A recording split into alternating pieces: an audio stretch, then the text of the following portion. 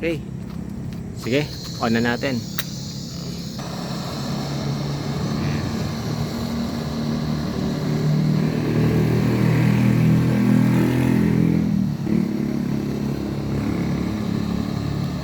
Ang experiment po na to ay ginagawa po natin para ma-testing po yung thermal capability po ng Manila Black.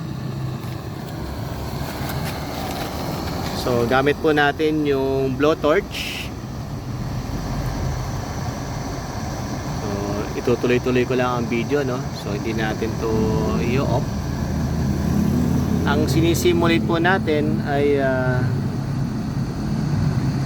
kunyari nakabilad sa araw yung side ng wall na to. Ano ang magiging pakiramdam sa loob ng bahay?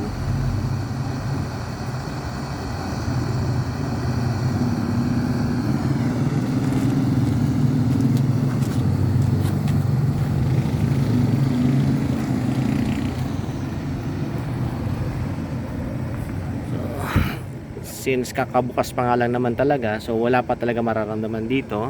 Expected yon.